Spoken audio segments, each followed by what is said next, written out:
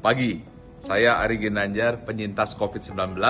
Saya ingin berbagi tips sederhana yang saya namakan PMP dalam menghadapi situasi akibat dari COVID yang luar biasa ini. Banyak sekali orang-orang yang gagal, tapi juga ada yang berhasil. Maka yang pertama adalah P, yaitu pikiran. Seperti sudah saya sampaikan berkali-kali, bahwa kekhawatiran adalah awal dari penyakit. Ketenangan adalah separuh dari obat, dan kesabaran dari awal kesembuhan. Karena itu, kuasai pikiran dan fokus kepada harapan, bukan fokus kepada khawatiran. Karena apa yang kita fokuskan, itu yang akan berkembang.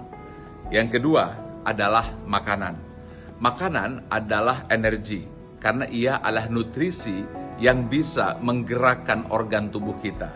Bayangkan, ketika pikiran negatif, lalu dia tidak makan ketika terserang COVID, maka ia tidak mampu bergerak, memanfaatkan kekuatan tubuhnya, khususnya organ-organ dirinya, supaya ia bisa survive. Nah, karena itu makanan itu adalah kunci yang harus kita jaga. Apapun yang terjadi tetap makan. Saya tahu ketika demam tentu kita tidak mau makan, itu saya alami. Kemudian mulut pun tidak bisa merasa, hidung juga tidak bisa mencium. Nah, pada saat itu mungkin kita malas makan. Ini yang berbahaya. Karena itu kita harus mau makan. Kita harus mau memberikan nutrisi agar kita punya energi sehingga nanti akhirnya menggerakkan organ-organ pada tubuh kita. Kita bisa membayangkan kan, kalau seandainya pikirannya negatif lalu tidak ada energi, ini yang membuat mereka jadi drop.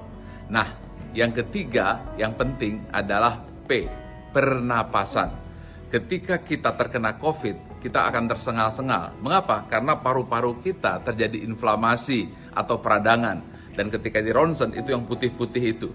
Dan kemudian ada lendirnya. Akibatnya dia seperti lem yang membuat paru-paru kita tidak mau bergerak. Dan kalau bergerak, mungkin hanya sedikit saja, sehingga susah untuk menarik oksigen.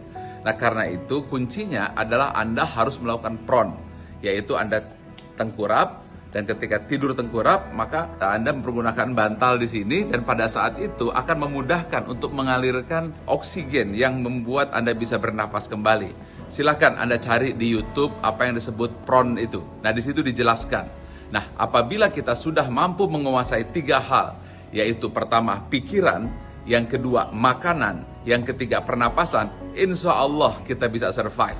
Karena masalah yang saya lihat, orang-orang yang gagal itu karena pikirannya negatif, kemudian dia khawatir, lalu tidak mau makan, dan kemudian akhirnya tidak bisa bernapas atau gagal nafas.